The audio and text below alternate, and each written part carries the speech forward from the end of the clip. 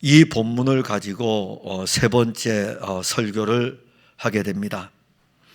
우리 풍성한 교회 2021년 표가 그리스도 예수를 향하여, 이제 다름질한 지 이제 세 번째 주를 맞이하게 됩니다.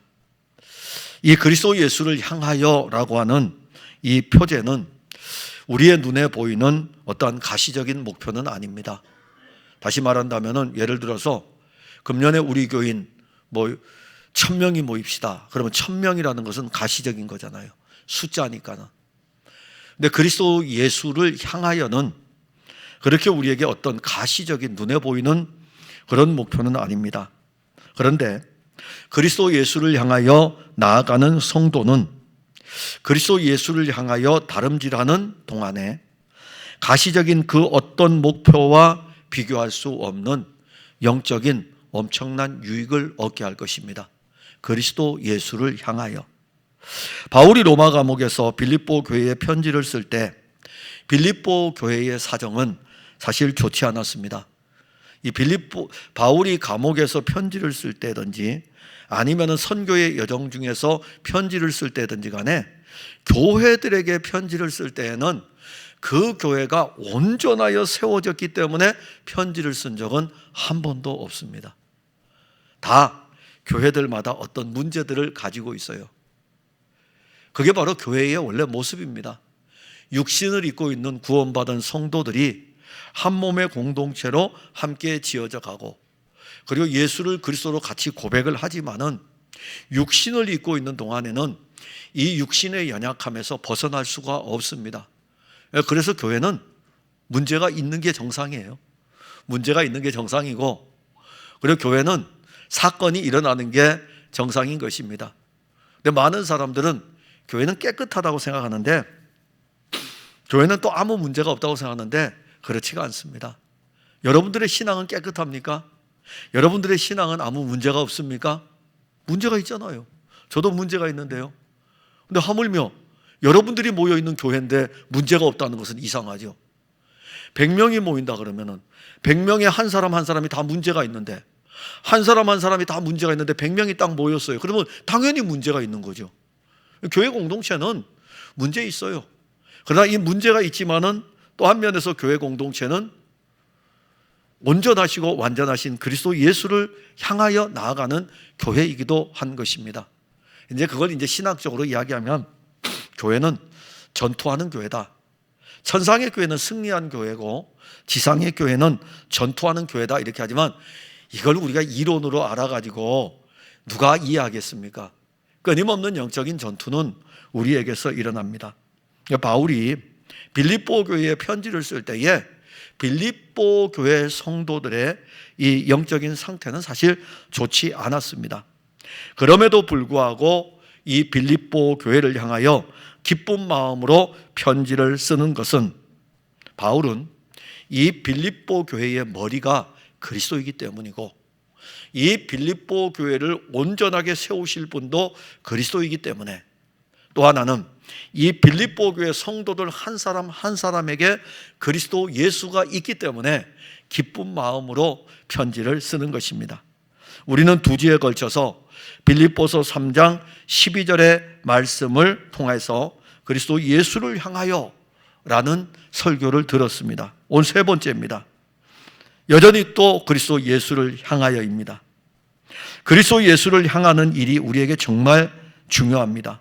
많은 그리스도인들이 이 세상에 살면서 세상의 거대한 세력에 휩쓸려 그리스도를 향하지 못하고 주저앉아 있는 사람들도 있고 주저앉으려는 사람들도 있습니다. 교회는 교회가 가진 영적인 힘을 상실한 지 오래되었습니다. 그 교회는 다른 사람들이 아닙니다. 우리는 설교를 들을 때에 교회 하게 되면은 그냥 공동체로 이렇게 가기 때문에 나하고는 상관없이 듣는데, 아니, 그 교회의 구성원들은 저고 교회의 구성원들은 여러분들 한 사람 한 사람입니다. 그러니까 저도 영적인 힘을 상실했고 여러분들도 영적인 힘을 상실했고, 그리고 우리 이렇게 모여있는 이 영적인 공동체인 교회도 강력한 영적인 힘을 상실한 지 오래되었습니다. 그리스도인들이 그리스도 예수의 생명을 공급받지 못하여 가지고 어떤 면에서 보면은 겨우 생명의 연장만 하고 있는 모습이기도 합니다. 교회들이 또 그리스도인들이 처한 영적인 상태가 위기임에도 불구하고 그리스도를 향한 교회와 성도들의 걸음은 그 위기 속에서 또 멈추지 않고 또 진행이 됩니다. 이게 놀라운 그리스도의 능력이에요. 그리스도 예수는 교회를 붙들고 계시고 또 그리스도인들을 이끌어 가시기 때문에 그리스도 그분의 능력은 위기의 상황에서도 교회를 끌고 새하늘과 새 땅, 새 예루살렘, 영원한 하나님의 나라, 새 예루살렘을 향하여 가지고 나아가게 합니다. 그런데 오늘 본문에서 그리스도 예수를 향하는 우리를 형제들이라 이렇게 말씀해요. 형제들. 본문 13절에 보면 형제들아 이렇게 말씀합니다. 바울이 빌립보 교회에 편지를 쓸 때 다른 서신서와는 다르게 형제라는 단어를 많이 씁니다. 빌립보 교회 성도들을 형제라고 부릅니다. 그래서 저는 오늘 여러분들에게 빌립보서 전체에 나오는 형제들, 언제 형제들을 이렇게 붙이는가? 빌립보서 1장 12절에 보면 형제들아 내가 당한 일이 도리어 복음 전파의 진전이 된 줄로 너희가 알기를 원하노라. 바울은 복음을 전하다가 로마 감옥에 갇혔습니다.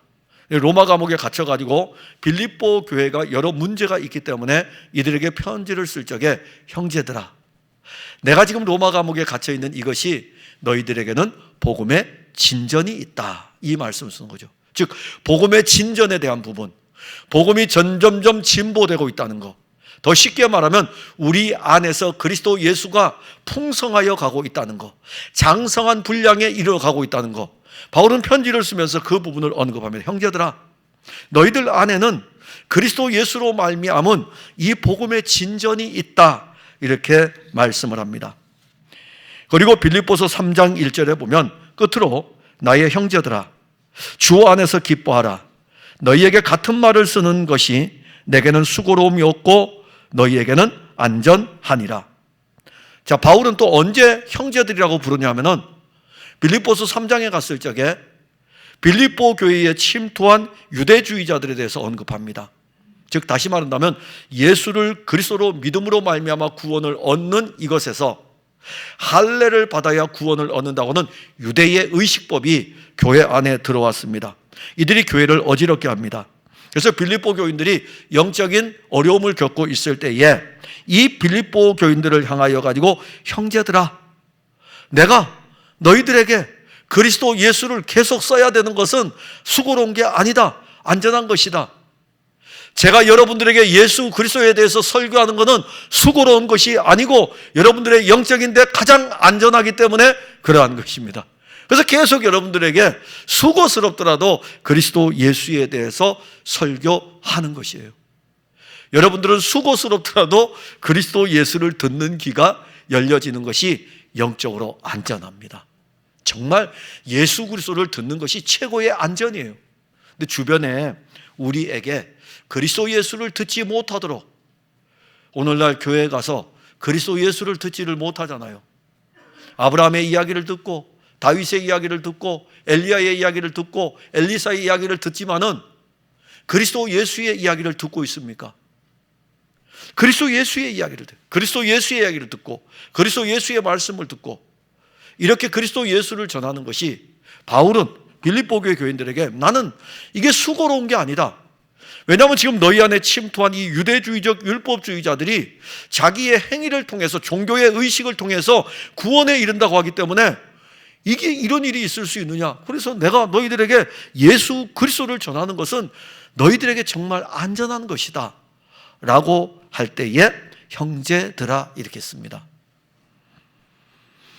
교회 공동체의 모습이며 한 사람의 그리스도인들이 영적인 공격을 받을 때에 한 몸의 공동체는 이렇게 형제로 나타나는 것입니다.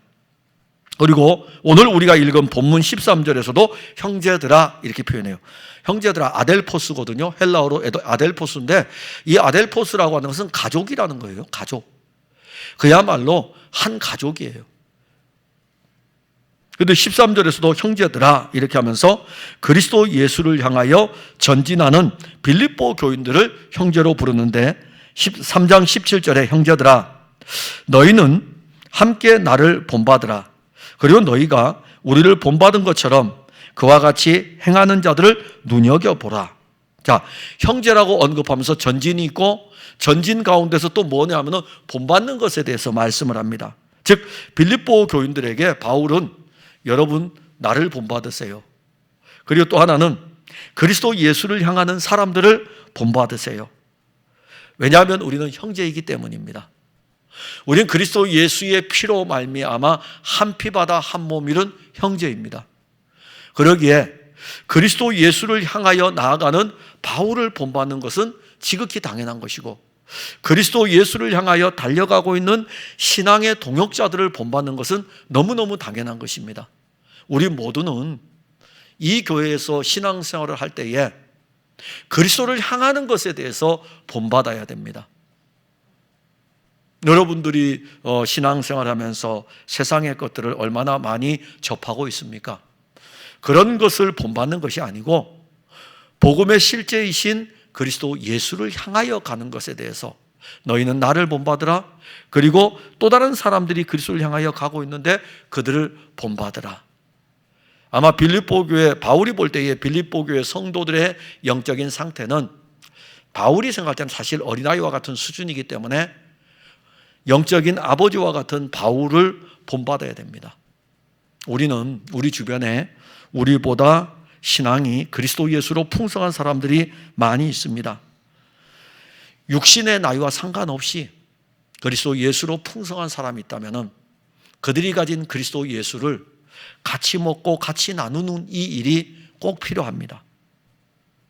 그러면서 이 말씀을 할 때에 어떤 말씀을 하고 있냐면은 우리의 시민권이 하늘에 있다 이렇게 말씀합니다.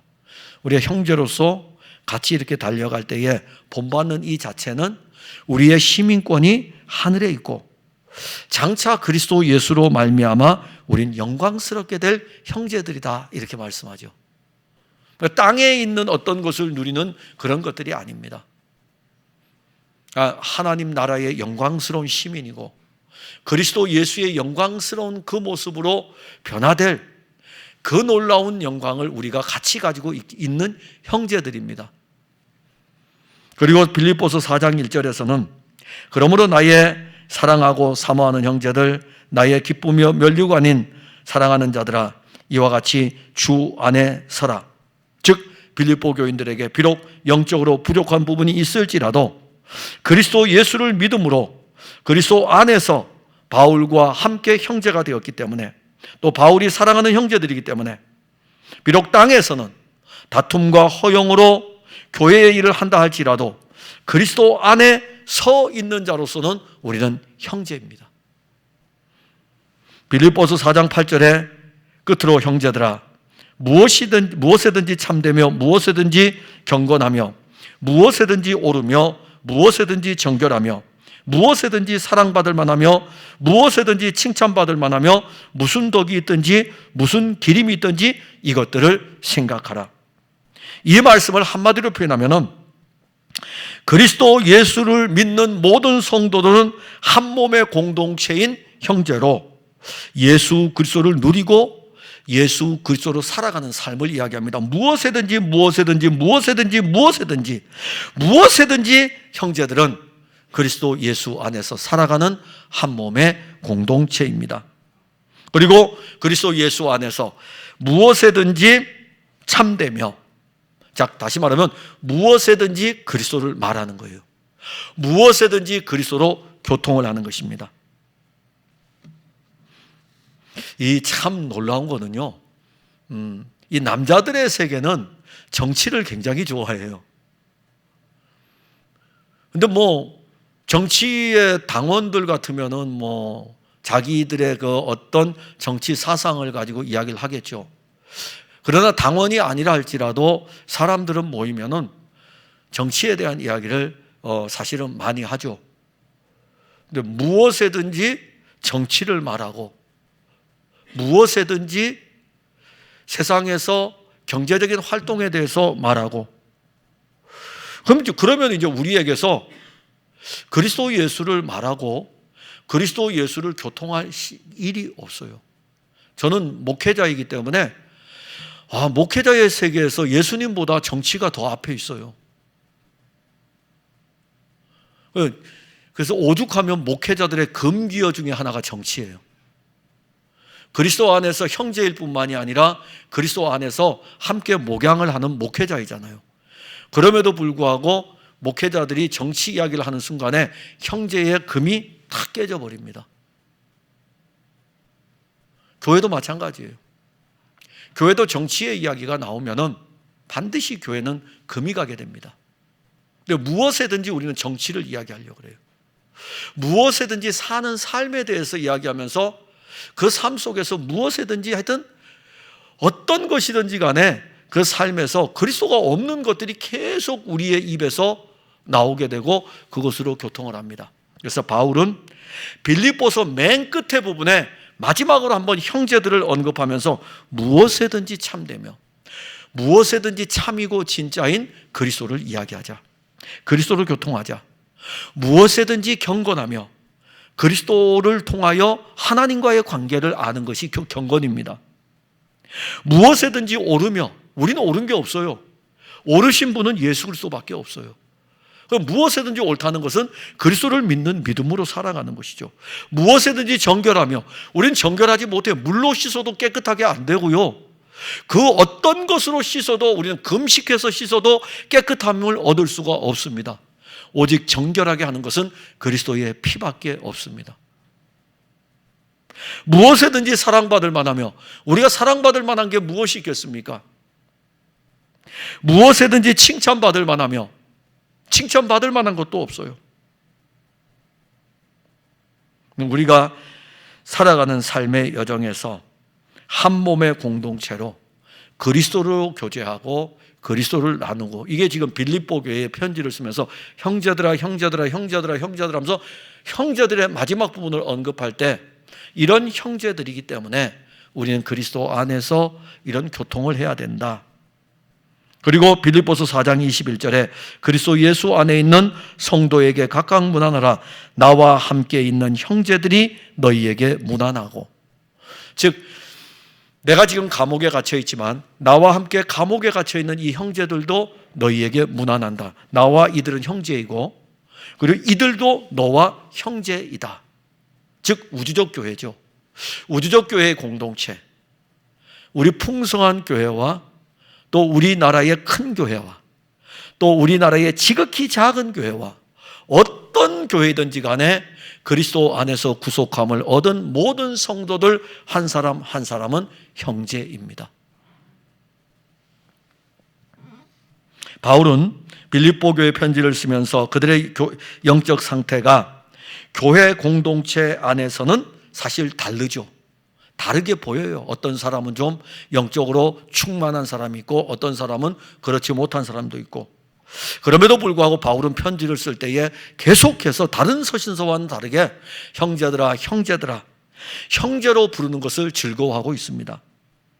그들 중에 어떤 사람들은 빌립보서 1장 15절의 말씀처럼 투기와 분쟁으로 그리스도를 전파한 사람들이 있고, 교회 안에 분쟁을 일삼는 성도들이 있을지라도 바울은 그들을 형제라고 불렀습니다. 우리는 우리 신앙의 기준점을 우리에게 두는 영적인 오류를 자주 범합니다. 신앙의 기준점을 목사에게 두는 순간 그는 영적으로 큰 오류에 빠집니다. 신앙의 기준점을 여러분들 각자 자기의 신앙의 기준점을 두고 사람들을 평가할 때에는 영적인 오류를 범하게 됩니다. 특히 이러한 영적인 오류는 어디서 오냐면은 오래 신앙생활 한 사람들, 자기가 신앙의 기준점이 돼요. 교회에서 어떤 직을 가지고 있는 그 직이 자기의 신앙의 기준점이 될 수 있습니다. 이런 사람들의 신앙의 판단의 근거는 자기가 기준이 됩니다. 자기 자신이에요. 자기 자신을 기준으로 해가지고 사람들을 판단을 합니다. 바울은 그 어떤 상황에서도 다른 사람들의 영적 생활을 판단하는 기준으로 자기를 삼지 않았어요. 바울이 만약에 바울 자신을 자기가 영적 기준으로 딱 잡아가지고 자기와 같이 되지 아니하는 사람들에 대해서 평가를 한다면은 그때 당시에 바울과 같은 신앙을 가질 수 있는 사람이 몇 사람이 되겠습니까? 근데 바울은 그들이 영적으로 침체되어 있고 교회 안에서 때로는 투기와 분쟁을 일으키고 다툼과 허영을 일삼아도 그들을 자기를 기준으로 삼아서 이야기한 것이 아니라 형제로 불렀어요. 자, 이것이 대단히 중요합니다. 우리가 그리스도 안에서 형제되었다는 것입니다. 바울 안에서 형제가 된 것이 아니에요. 담임 목회자인 제 안에서 여러분들이 형제된 것이 결코 아닙니다. 우리는 그리스도 안에서 형제가 된 것입니다. 교회 공동체 안에는 세상적으로 볼 때는 정말 형편없는 그리스도인이 있을 수 있습니다.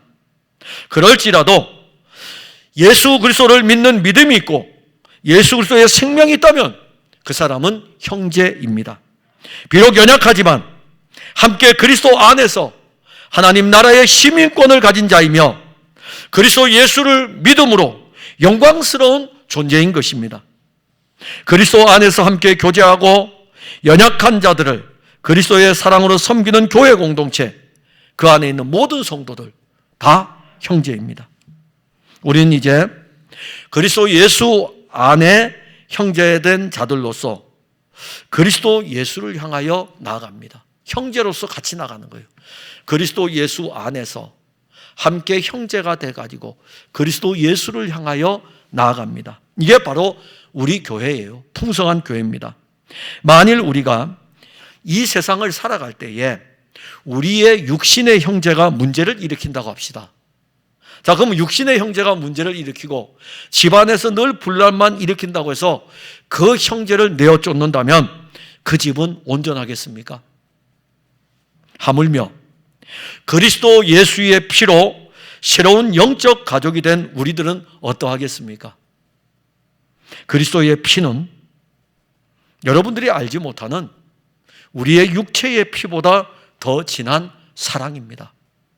장차 하나님의 나라를 함께 유업으로 얻을 형제들이 이 공동체 안에 같이 있습니다. 그리스도 예수를 향하는 우리의 걸음은 형제된 자로서 같이 함께 걸어가는 것입니다. 그런데 이 형제된 자로서 그리스도 예수를 향하여 함께 걸어갈 때에 그 힘은 또 우리에게 있진 않아요. 새 힘의 은혜가 있는데 13절에 보면 형제들아 나는 아직 내가 잡은 줄로 여기지 아니하고 오직 한 일 즉 뒤에 있는 것은 잊어버리고 앞에 있는 것을 잡으려고. 바울은 아직 자기를 이렇게 이제 교인들에게 빌립보 교인들에게 편지를 쓰면서 나도 그렇고 너희들도 똑같은데 영적으로 다름질하는 과정에 있다 이렇게 말씀합니다. 그러게 그는 그리스도 예수를 믿고 난 이후에 로마 감옥에서 편지를 쓰고 있는 이 순간까지도 나는 달려가고 있다. 자, 그러면 바울이 이 신앙의 다름질을 하는 영적인 원리가 있어요. 두 가지가 있는데 하나는 뭐냐면은 뒤에 있는 것은 잊어버리는 것입니다. 바울의 인생에 뒤에 있다라는 이 표현, 뒤에 있는 것은 잊어버리고, 이 도대체 바울이 뒤에 있다라고 했을 때 그 뒤에 있는 것이 무엇일까?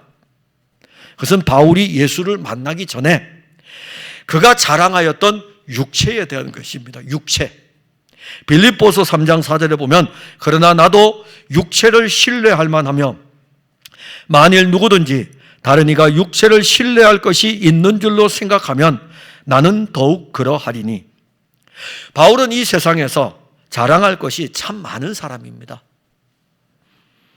그는 종교적으로도 자랑할 것이 많아요. 그리고 배운 것도 자랑할 것이 많아요. 그의 명예도 자랑할 것이 있어요. 누구도 가지지 않는 로마 시민권이 있으니까. 그리고 그가 가진 부와 명예도 충분히 자랑할 수 있습니다. 그리고 그가 히브리인이라는 혈통도 자랑할 수 있습니다.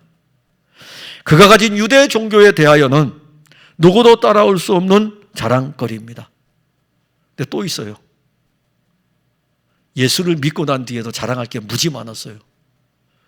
고린도 교회에 두 번째 편지를 쓸 때에 내가 예수를 믿고 난 이후에 강의 위험과 동족의 위험도 만났고 수없이 굶주렸고 배고팠고 헐벗고 40에 하나 감한매를 3번이나 맞고, 고린도 교회에 편지를 쓰면서 바울이 쭉 기록해요. 근데 그 기록하는 내가 이런 신앙의 여정의 길들, 그리스도 예수로 인해서 이런 길들을 걸어왔는데 이건 내가 원래 자랑하고 싶은 게 아니라 이겁니다. 부득불 내가 자랑한다면 나의 약한 것을 자랑하리라. 원래 바울 자랑하고 싶지 않았어요. 그러니까 바울은 예수를 믿기 전에 그가 살았던 옛 본성 아래서의 그 삶이 있어요. 잘 나갔죠. 세상적으로 너무너무 잘 나갔죠.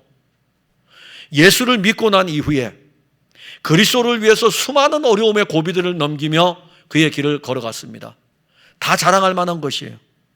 바울은 그 어떤 것도, 특히 빌립보서에서 언급하는 것은 어떤 거냐면 예수를 믿기 전에를 먼저 이야기해요. 그래서 빌립보서 3장 8절에 모든 것을 해로 여김은 내 주 그리스도 예수를 아는 지식이 가장 고상하기 때문이라. 내가 그를 위하여 모든 것을 잃어버리고 배설물로 여김은 그리스도를 얻었다는 것입니다. 그리스도를 얻었기 때문에 나는 예수를 만나기 전에 내가 자랑하고 싶었던 모든 것들이 내게는 배설물이었다. 그런데 고린도 교회에 보낸 두 번째 편지에서는 심지어 예수를 믿고 난 이후에 그가 걸었던 모든 여정에서의 그리스도를 위해서 살았던 것조차도 그는 다 버릴 정도로 나 그거 자랑하고 싶지 않다 이겁니다. 정말 내가 자랑한다면 나는 나의 연약한 부분을 자랑하고 싶다. 내가 약할 때 그분이 강하기 때문입니다. 내가 약할 때 그리스도 앞에서 한없이 약해지는 은혜를 늘 입어야 돼요. 그래야 그리스도가 우리 안에서 강함을 깨닫게 됩니다. 근데 우리는 너무 내가 강해요. 예수 믿고 나서 내가 더 강해진 것 같아요. 내가 약해지면 내 안에 그리스도가 얼마나 강한지를 알게 됩니다. 바울은 그리스도 예수를 얻고 난 후 모든 것이 다 이제 배설물이 됐습니다. 이것은 바울이 그리스도를 얻고 난 후에 이거 버려야 돼. 내가 이제 예수 만났기 때문에 이거 버려야 돼. 유대 종교의 열심도 버려야 돼. 로마 시민권도 버려야 돼. 이거 못 버리겠어? 내가 예수를 믿었는데 이제 다 버릴 수 있어. 그렇게 해서 버려지는 것이 아니에요. 얻고 난 이후에 보니까는 실질적으로 그에게 일어난 배설물로 여겨지는 이런 은혜는 자연스러운 영적인 변화였습니다. 영적인 변화의 자연스러운 일이에요. 이 자연스러운 그리스도가 들어오고 내가 그리스도 예수를 구주로 믿고 난 이후에 그가 우리 안에 그의 영으로 계실 때에 우리 안에서의 영적인 변화는 내가 애쓰고 힘쓰는 것이 아니라 그분이 우리 안에서 이뤄내게 하는 어떤 자연스러운 영적인 변화입니다. 뒤에 있는 것을 잊어버리려고 애쓴다고 해서 잊어버려집니까? 안 잊어버려져요. 우리의 악한 본성 뒤에 있는 것은, 우리의 악한 본성은요, 자꾸 뒤에 있는 것을 자랑하고 싶어 해요. 여기 연세 드신 분들이 대부분 앉아 있는데, 저도 그래요. 저도 저희 자녀들하고 이야기하다 보면은, 제 악한 본성이 예전에 살아왔던 것에 대해서 자랑하고 싶어 합니다. 그래서 요즘 젊은 친구들이 어떻게 이야기하죠? 라떼. 카페 라떼 아닙니다. 바닐라 라떼 아닙니다. 항상 나이 든 연세 드신 분들이 이야기할 때 나 때는, 우리 때는 이렇게 이야기해요. 그게 뭐죠? 뒤에 있는 것을 자랑하는 거예요. 야, 우리 때는 그거 고생도 아니야. 저도 우리 청년이나 만약에 수련회 가면은 그런 이야기 간혹 할 때가 있었어요. 야, 우리 때는 얼음물 깨고 그 개울물에서 얼음 깨고 머리 감아서, 우리야 머리카락이 짧으니까는 감을 수 있지만 여자들이 긴 머리 이래가지고 그 얼음물에 그냥 머리 감고, 우리 때는 저는 그걸 몰랐어요. 라떼라고 하는 게 뭔지 몰랐어요. 저는 바닐라 라떼? 카페 라떼인 줄 알았더니 우리가 즐겨 사용하는 단어더라고요. 그게 뒤에 있는 거 계속 잡고 있는 거예요. 우리 때 그랬다 이겁니다. 근데 요즘 교회 다니는 젊은 친구도 별로 안 좋아해요. 야, 우리 때는 신앙생활 그렇게 안 했어. 그러면요, 애들이 벌써 마음 딱 닫아버려요. 그러니까 우리 과거의 것들은 다 놓아버리시면 돼요. 바울은, 그런데 이제 우리가 여기서 알아야 될 게 있어요. 바울은 그것을 자기가 없애려고 노력하진 않았어요. 만약에 바울이 라떼를 가지고 있었으면은 교인들 얼마나 힘들었을까요?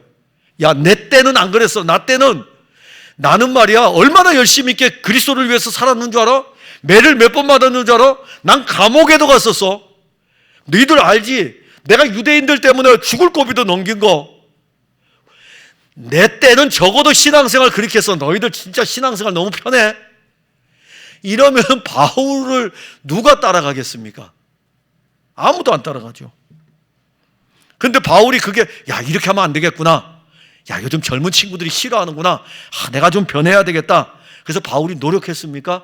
사실 바울 그 부분 노력 안 했어요. 그가 그리스도를 얻고 난 후에 그의 삶에서 무엇이 빠져나갔냐면은 아담의 옛 본성으로 살았던 것들이 배설물처럼 빠져나갔습니다. 우리가 예전에 어떠한 삶을 살았는지 중요하지 않습니다. 우리에게 중요한 것은 그리스도 예수를 영접한 이후에 우리의 삶이 예전에 내가 얻으려고 추구하였던 모든 것이 이제는 관심도 없어졌고 그러한 삶을 살면서 추구하였던 목표도 없어졌고 만일 그러하다면 그 사람은 그리스도를 얻은 은혜를 맛보고 있는 것입니다. 그리스도를 얻으면은요, 그리스도 아닌 다른 것은 우리의 인생에서 그렇게 중요하지 않습니다. 이것이 영적인 원리예요. 그리스도를 얻고 나면 왜 이전의 것들에 대해서 관심이 없게 될까요? 우리가 우리의 육체를 신뢰하며 목표를 세우고 달려왔던 모든 것들에 대해서 솔로몬 왕이요 분명하게 증거를 했습니다. 전도서를 기록하면서 허무하다 그랬어요. 특히 전도서 9장 11절과 12절에 내가 다시 해 아래에서 보니 빠른 경주자들이라고 선착하는 것이 아니라 인생을 빠르게 달려갈 것 같죠.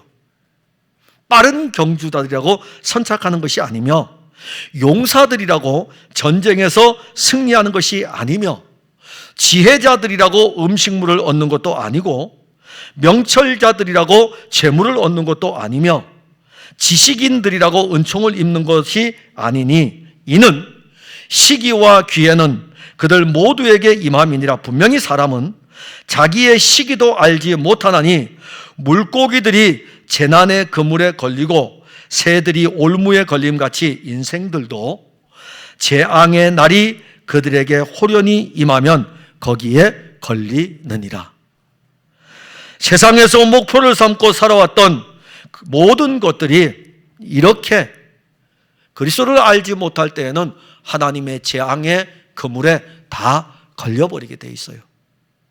그리스도 없이 내 인생의 삶에 내 인생의 목표를 세워놓고 오는 모든 것들은 하나님의 재앙의 그물에 걸립니다. 그런데 그리스도를 얻고 난 이후에 우리의 삶은 어떠합니까? 허무하게 지나가지 아니하는 영원한 것을 이제 알게 됩니다. 우리의 인생이 시간 세계에만 있는 것이 아니라 영원 세계도 있다는 것을 압니다. 여러분들은 그거 안 믿습니까? 시간 세계는 금방 지나가요.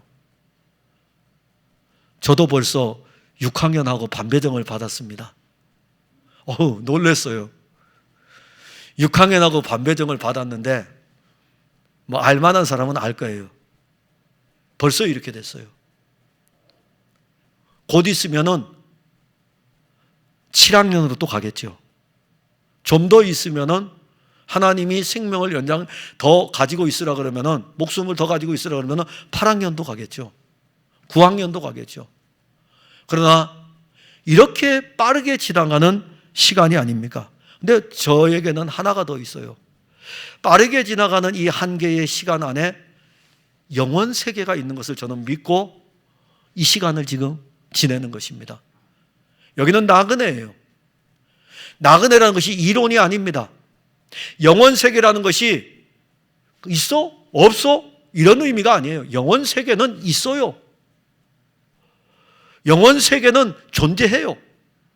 그리고 시간 세계 안에서 저 영원 세계를 향해서 가는 과정 속에서 이 시간 세계 안에서 목표하고 세웠던 모든 것들은 허무하고 하나님이 그의 아들 그리스도 안에서 우리를 위하여 예비해 두신 그 영원 세계는 영원하다는 것이죠.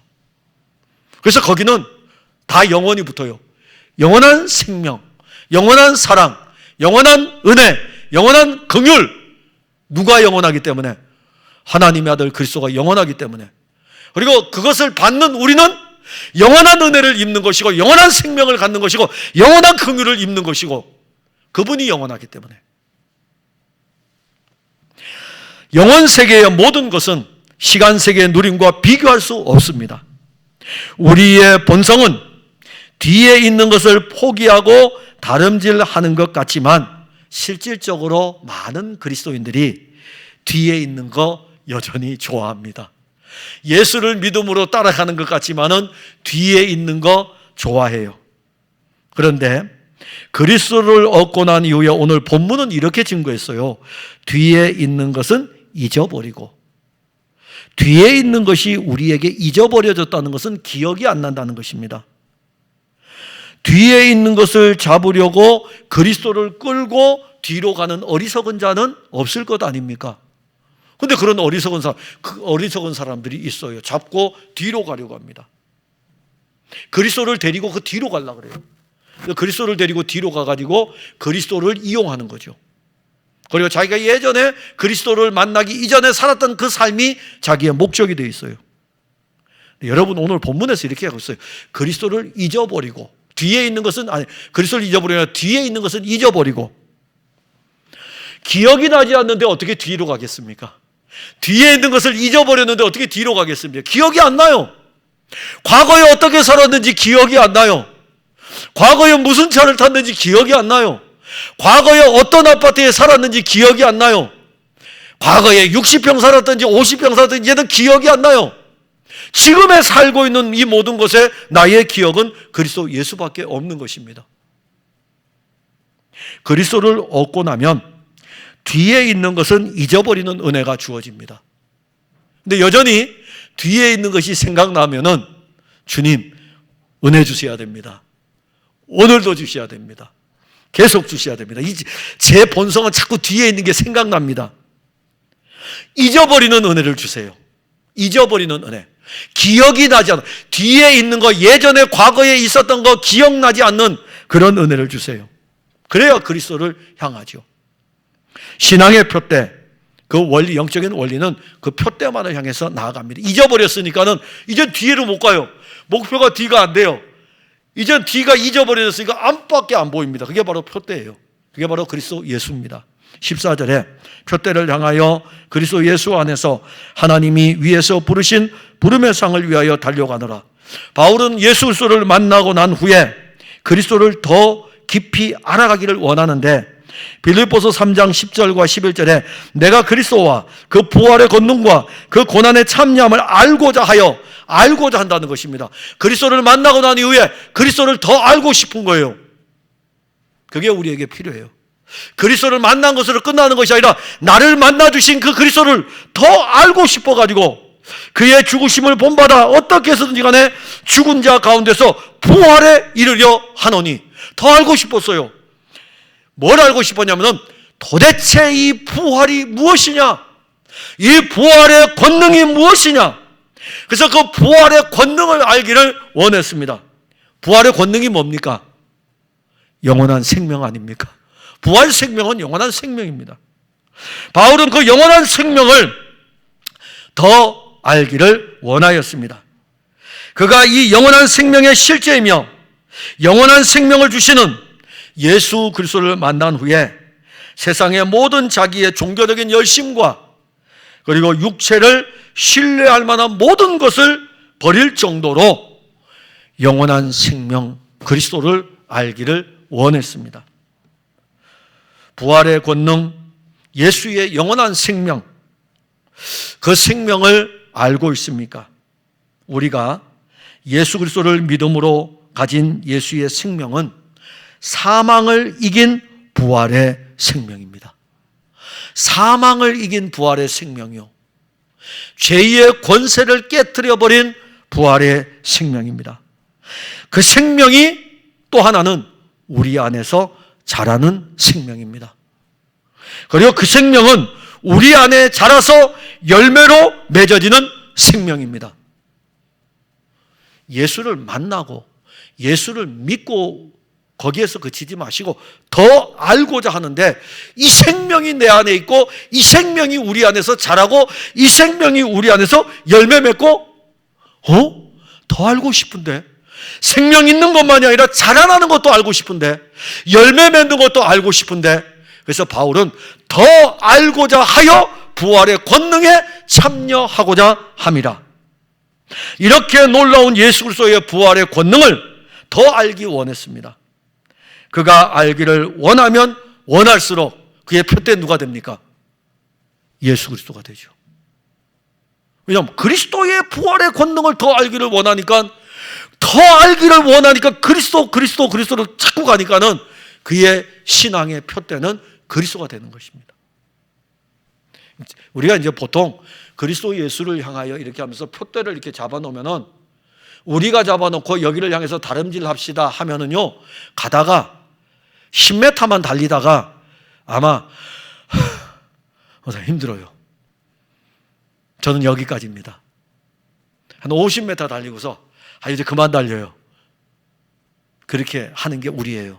그런데 그리스도의 부활의 권능에 참여한 이 은혜를 알고자 하면 그냥 이분이 그냥 우리 인생의 표대인 것을 알고 다름질을 할 수밖에 없습니다.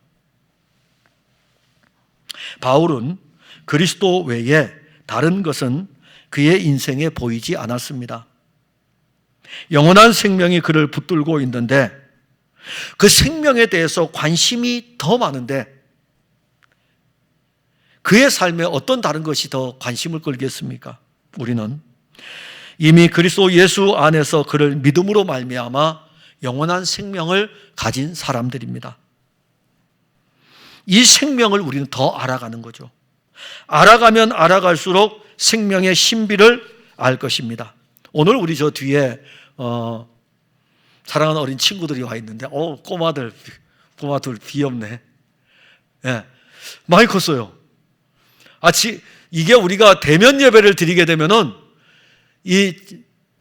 우리 이성로 장로님도 또 손주 또 봤죠, 그죠? 그러니 지금 이제 막 품에 갓 나왔는데, 그때 보게 되면 또 이 정도 커 있을 거예요. 이 정도 컸던 애들은 기고 있을 거예요. 기었던 애들은 걷고 있을 거예요. 걷고 있던 애들은 뛸 거예요. 대면 예배를 드리게 되면 이번에 이제 우리 유아실은요, 그야말로 꽉 찰 겁니다. 포화 상태가 될 거예요. 아이들이 막 바글바글 할 겁니다. 다 지금 출산을 해가지고 아이들 키우고 있으니까요. 근데 그 아이를 보세요. 우리가 아이가 태어났을 때 아이를 보면 생명의 신비잖아요. 그 보자기에 이 생명싸게 이래가지고 있어가지고 착 있는 이 아이를 보면은 눈을 깜빡깜빡하고 있고 입을 벌리고 있고 그 모습을 이렇게 보고 있으면 그 안에 생명이 지금 막 움직이고 있는 게 보이잖아요. 얼마나 신비롭습니까? 근데 이렇게 연세 드신 나이 들인 사람 이렇게 보면은 그냥 그렇게 신비로운 게 안 느껴져요. 근데 아이들에게는 이 생명의 신비, 우리가 그리스도 예수를, 영적인 원리도 그래요. 우리가 그리스도 예수를 영접하고 나면은 참 신비해요. 신기하기도 하고 신비롭기도 하고, 그리고 생명이 막 자라가요. 그래서 이 아이들을 딱 볼 때에 더 알고 싶어져요. 더 알고 싶은데 하는 속에 생명이 자라가고 있어요. 키가 자라고 지혜가 자라듯이 예수 그리스도가 영원한 생명인데 육신을 입은 이에 예수 그리스도도 키가 자라고 지혜도 자랐습니다. 알고 싶어져요. 다 알고 싶어지면 누구에게만 갑니까? 그 아이에게만 가는 거예요. 그 아이에게만 계속해서. 이 아이가 얼마나 사랑스러운지 몰라요. 직장 갔다 와가지고서도 이 아이, 어디 갔다 와서도 아이, 그리고 조금씩 크는 것 같다. 엄마라고 불렀어. 아니야, 아빠라고 먼저 불렀어. 윙크도 하네. 이 생명의 신비잖아요. 그리스도를 표대로 삼는 우리의 신앙의 걸음에 놀라운 사실 하나입니다. 그게 바로 생명의 신비예요. 예수의 부활의 생명의 신비는 이렇게 이 생명이 약동하게 하는 것을 알게 합니다. 그리고 그 생명은 자라가듯이 우리의 영적인 생명도 표대가 그리스도, 영원한 생명이신 그리스도가 표대가 될 수밖에 없습니다. 또 하나는 이 그리스도를 표대로 삼는 순간 놀라운 사실이 하나가 발견되는데, 우리의 인생은 위에서 부르신 부름의 상을 위하여 달려갑니다. 근데 제가 이 설교를 준비하다가 그 조그맣게 번호로 이렇게 번역했는데, 또는 위로, 위에서를 또는 위로 넣어보니까는 더 은혜로운 거예요. 즉 14절의 말씀을 위에서라는 부분을 위로 번역을 하면 어떻게 하냐면, 인생은 위로 향하게 돼 있다. 위에서 부르신 부름의 상을 위해 달려가는 이것도 은혜이지만은, 우리는 그분이 부르고 계시기 때문에 위로 갈 수밖에 없는 거예요. 위로. 아래로 가지 아니하고 위로 갑니다. 골로새서 3장 1절에 그러므로 너희가 그리스도와 함께 다시 살리심을 받았으면 위의 것을 찾으라. 거기는 그리스도께서 하나님 우편에 앉아 계시느니라. 이제 우리의 인생은 아래로 향하는 삶이 아니라 위로 향하는 삶을 살아갑니다. 왜 위로 향하냐면은 거기는 그리스도께서 하나님 보좌 우편에 계시기 때문에.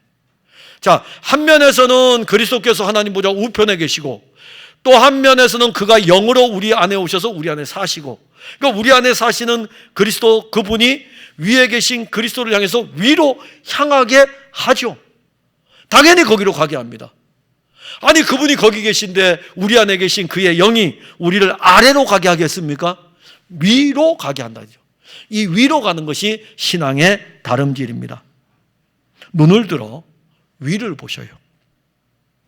하늘을 보시기 바랍니다.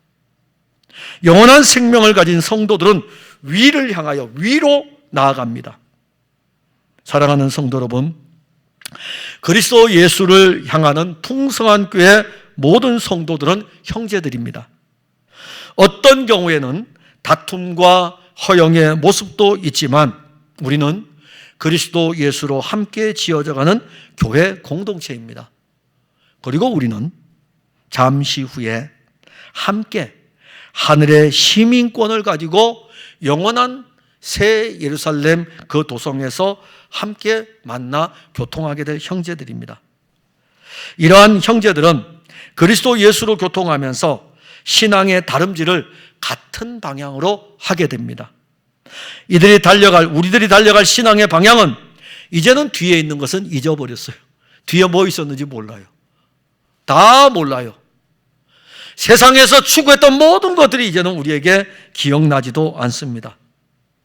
그리스도 예수의 생명이 우리에게 있기에 그 영원한 생명 안에서 우리는 즐거워합니다.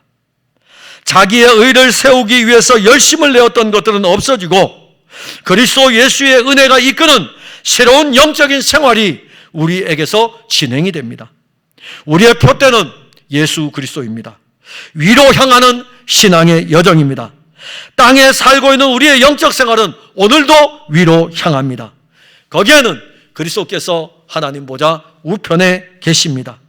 우리는 승리하신 주 예수 그리스도, 하나님 우편에 계신 그리스도 예수를 향하여 다름질하여 가고 있습니다. 그리스도 예수를 향하는 우리의 걸음에 놀라운 생명의 역사가 있기를 바랍니다. 기도하겠습니다. 하나님, 은혜를 감사합니다. 그리스도 예수를 향하여 달려가는 우리 모두는 그리스도 안에서 형제들입니다. 비록 다툼과 허영으로 하는 빌립보 교회 연약의 성도들도 있지만은 그래도 바울은 그들을 그리스도 예수 안에서 형제라고 하였습니다. 우리가 신앙생활을 할 때에 우리의 머리가 되시는 예수 그리스도, 우리를 붙들고 일하시는 그리스도 예수, 그분이 우리의 주인이시며 그분이 우리의 실제이시며 그리고 그분이 우리의 중심입니다. 기준입니다. 그가 우리의 연약한 자들도 다 이끌고 가시면서 오늘 우리에게 형제라고 말씀합니다. 사랑하는 풍성한교회 모든 성도들, 형제로 함께 그리스도를 향하여 나아가되 그리스도 예수의 영원한 생명을 알아가면 알아갈수록 뒤에 있던 옛날에 그리스도를 알기 전에 우리 육체를 신뢰했던 것들은 이제는 기억나지 않을 것입니다. 그리고 우리에게 보여지는 것은 영원한 생명이신 예수 그리스도가 보여질 것이고, 그것을 더 알고 싶어질 것이고, 더 알고 싶어지며 다름질하는 동안에 그리스도는 우리의 신앙의 표대로 있을 것입니다. 이 다름질을 하는 모든 성도들이 그리스도로 말미암아 승리의 깃발을 펄럭이도록 역사하옵소서. 예수님 이름으로 기도하옵나이다. 아멘.